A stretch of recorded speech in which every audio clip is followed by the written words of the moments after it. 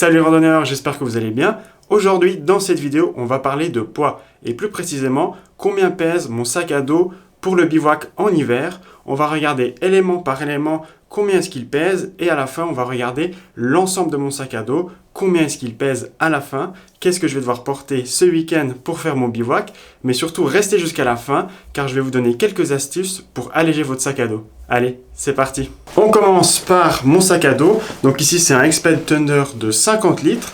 Donc là, je vais le mesurer avec ce porte-bagages et on est à 1580 grammes. Donc c'est plus ou moins ce qui est annoncé par le constructeur. Si je me souviens bien, c'était autour des 1,5 kg. Donc là, on est dans la bonne plage. Et puis c'est intéressant parce que pour un 50 litres, c'est quand même relativement léger. Alors il existe des plus légers, mais il existe surtout beaucoup de sacs bien plus lourds que celui-là. Vous prenez des sacs qui sont vraiment typés bien confort avec beaucoup de rembourrage. On peut facilement être à 2,5 kg pour le même litrage. Donc là, c'est important quand vous allez choisir votre sac à dos. Regardez déjà le poids de votre sac. Parce que déjà là, si vous pouvez économiser 1 kg juste sur le sac à dos, c'est déjà énorme, sans même regarder ce qu'on peut mettre à l'intérieur. Deuxième élément que nous allons mesurer, ici la tente, c'est certainement l'élément le plus lourd qu'on va avoir dans notre sac à dos. Donc ici, c'est la tente Nemo Kunai de 2 places. Donc c'est vraiment la tente que j'utilise en hiver. Elle est plutôt typée 4 saisons. Et là, on est à 1990 grammes. Donc là aussi, ça se tient. Le constructeur annonce autour des 1,9 kg, sachant que j'ai rajouté quelques sardines exprès pour la neige. Donc c'est normal qu'on soit un petit peu plus lourd. Là aussi, je pense que niveau poids, si vous êtes en dessous de 2 kg, vous êtes plutôt dans des tentes plutôt light, surtout pour l'hiver, parce qu'en général, les tentes 4 saisons, elles sont un petit peu plus lourdes que les tentes 3 saisons, forcément. Donc là, tant que vous êtes sous les 2 kg, à mon avis, vous êtes déjà plutôt bien équipé. Vous êtes de plus en plus nombreux à me suivre sur YouTube et ça fait vraiment plaisir. Si ce n'est pas votre cas, je vous invite à vous abonner à cette chaîne pour suivre toutes les prochaines vidéos qui vont sortir et ne pas les rater. Voilà mon sac de couchage Exped Light -11 qui est en fait une température de confort -5 degrés. Ici dans son sac de transport étanche de chez Sea Line, oui. Franchement c'est un très bon sac étanche, je vous le conseille. En plus vous pouvez facilement le compresser. Vous avez ici l'air qui peut sortir mais pas rentrer. Donc ça c'est plutôt pas mal. Donc ici on est à 1200 grammes, donc c'est effectivement ce qui est également annoncé par le fabricant du sac de couchage. Donc 1,2 kg pour un confort -5 degrés, donc là on est plutôt pas mal. Ça existe aussi un petit peu plus léger, je pense notamment aux Cumulus qui font plutôt des sacs de couchage relativement légers, mais après vous avez aussi des sacs de couchage bien plus lourds. Donc là je dirais pour du -5, on est plutôt bien avec 1,2 kg, sachant qu'en plus le tissu va être déperlant sur le sac du couchage. On a des plumes à l'intérieur, donc c'est aussi pour ça qu'il est plus léger que par exemple un sac de couchage synthétique. Le matelas de sol, un Exped Seedmat Winter. Donc c'est vraiment un matelas de sol qui est fait pour l'hiver avec une air value de 5,2. Donc là c'est quand même quelque chose qui tient bien chaud. Ici il va peser 570 grammes. Donc là aussi franchement on peut trouver bien plus léger. Moi j'ai fait le choix de celui-ci parce que j'ai plutôt privilégié le confort. Il fait environ 9 cm d'épais, donc c'est vraiment très épais pour un matelas.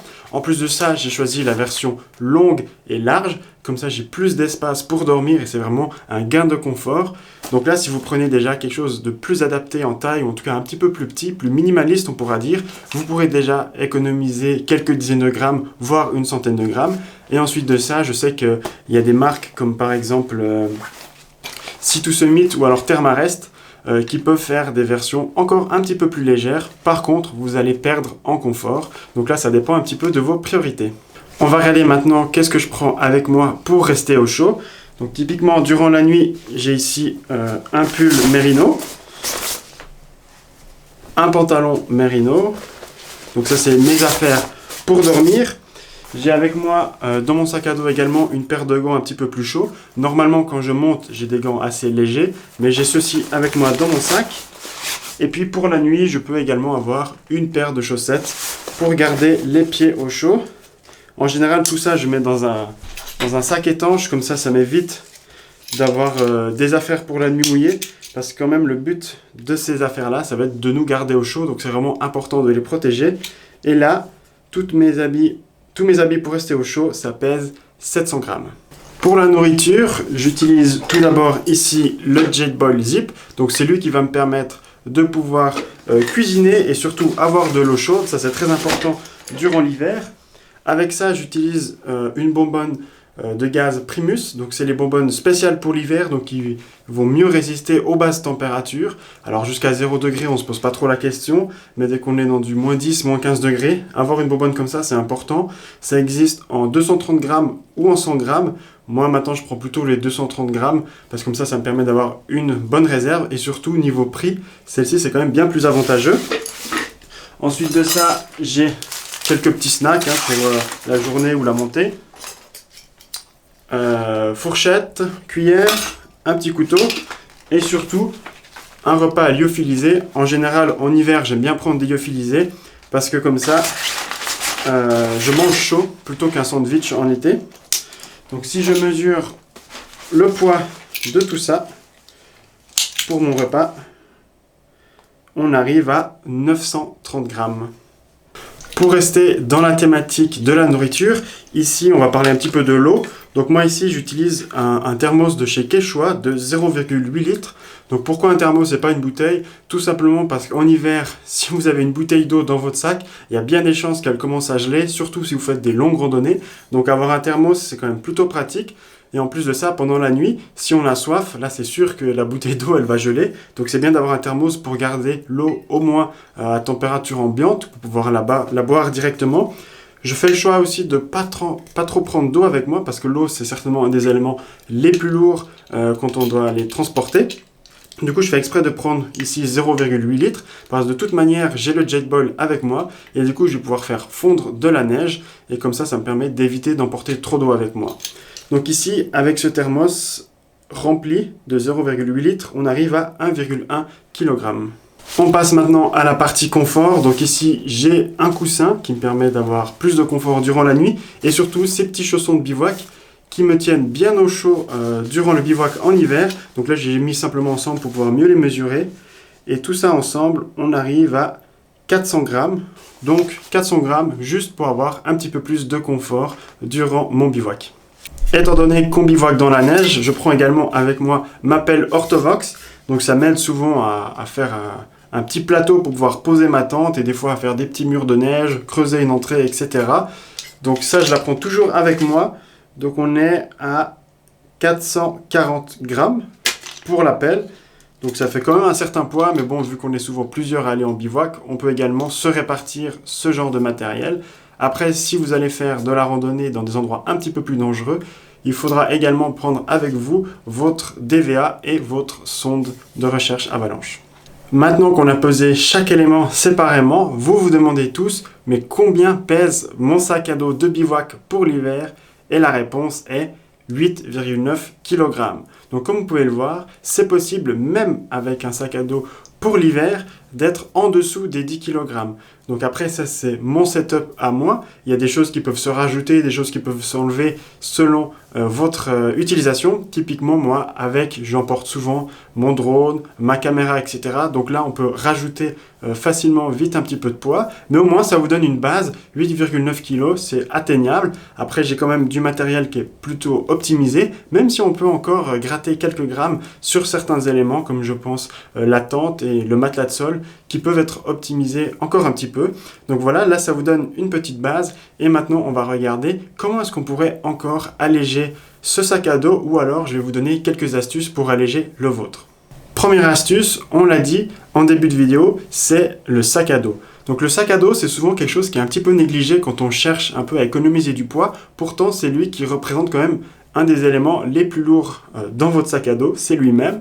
Donc là, comme je l'ai dit, il existe des sacs à dos plus ou moins light qui franchement sont relativement confortables et surtout le confort en hiver avec les vestes, les doudounes ou bien les pantalons de ski, on n'a pas forcément besoin d'avoir un sac ultra rembourré parce qu'on a déjà nos habits qui font cet effet-là. Donc ça vaut la peine de se diriger vers un sac à dos qui est un petit peu plus léger. Moi, je pense que pour 50 litres, entre 1,2 et 1,7 kg, on est plutôt pas mal. Mais je pense qu'avec ça, vous pouvez déjà bien économiser du poids. Deuxième astuce, ça va être d'économiser le poids en eau. On l'a vu, moi je prends quasiment toujours avec moi un réchaud de toute manière pour cuisiner et avoir quelque chose de chaud à manger le soir. Mais du coup, ça vous permet également de faire de l'eau avec la neige que vous allez trouver sur place. Donc franchement, ça sert à quoi de déplacer 3 litres d'eau, donc au moins 3 kilos, plus les gourdes, quand on a de l'eau à disposition directement sur place. Donc dans tous les cas, vous allez avoir votre réchaud pour cuisiner, alors autant en profiter pour économiser du poids en eau. Donc là, ça va dépendre aussi la longueur de la randonnée, la température qu'il va faire dehors, mais je pense qu'avec 1 litre d'eau, c'est déjà pas trop mal. Et si au pire des cas, vraiment, vous n'êtes pas arrivé à la fin de votre vidéo et que vous avez vraiment très soif, vous sortez votre réchaud et en moins de 3 minutes, vous avez de nouveau 1 litre d'eau à boire que vous aurez récolté depuis la neige. Troisième astuce, ça va être de ne pas prendre de choses superflues. Je vois souvent en hiver les gens qui prennent vraiment beaucoup trop d'habits avec eux parce qu'ils ont peur d'avoir froid. Souvent ils se retrouvent à avoir 3 manteaux, une doudoune, encore une polaire et à la fin ils ont vraiment un sac qui est énorme et qui est beaucoup trop lourd. Donc là vraiment c'est important de bien connaître son matériel et avoir du matériel adapté pour prendre seulement ce qui est nécessaire. Par exemple, au niveau des habits, moi en général, je suis en t-shirt et puis par-dessus, j'ai ma veste, ma hardshell par exemple, qui va me couper du vent et puis des intempéries. Et puis, si j'ai froid, j'ai juste simplement une doudoune. Après, j'ai une doudoune qui est adaptée. J'ai une doudoune, par exemple, qui va facilement jusqu'à moins 5 degrés et une doudoune qui ira jusqu'à moins 20 degrés. Donc là, ça va dépendre, mais je prends rien de plus. J'ai pas besoin d'avoir 3 couches intermédiaires. Ici, il suffit simplement d'avoir vraiment les bonnes couches. Et moi, je vous conseille, pour économiser du poids, justement, de prendre qu'une seule couche de chaleur et ça va être de prendre une doudoune en plume qui, elle, sera bien plus légère que, par exemple, une polaire ou d'avoir simplement 2 pulls sur soi. Donc là, vraiment, prenez ce qui est essentiel. C'est important d'avoir testé un petit peu son matériel avant, comme ça on sait si on aura assez chaud ou pas. Et puis n'hésitez pas à investir justement dans des doudounes, par exemple, pour avoir chaud, parce que c'est vraiment très léger et très compact. Dernière petite astuce, n'hésitez pas à partager le matériel. Ça ne sert à rien que tout le monde prenne le même matériel. Par exemple, la tente, vous pouvez très simplement donner les sardines ou bien les arceaux à votre ami. Comme ça, on se répartit le poids. Le réchaud, en général aussi, on n'en prend que 1 pour 2. Donc, ça permet un petit peu de partager le poids. Donc, réfléchissez un petit peu, quand vous allez à la montagne, toutes les choses que vous pouvez partager afin d'éviter de les prendre à double et ainsi économiser du poids pour tout le monde durant la montée. On arrive à la fin de cette vidéo et j'espère qu'elle vous aura été utile. Comme ça, vous savez combien pèse mon sac, 8,9 kg pour un bivouac d'hiver. Ça vous donne des petites idées pour savoir si votre sac est plutôt léger ou plutôt beaucoup trop lourd. Mais après, ça dépend vraiment de qu'est-ce qu'on emporte avec soi. J'espère également que les petites astuces pourront vous aider à économiser du poids. Et moi, je vous dis à tout bientôt pour de prochaines aventures. Ciao!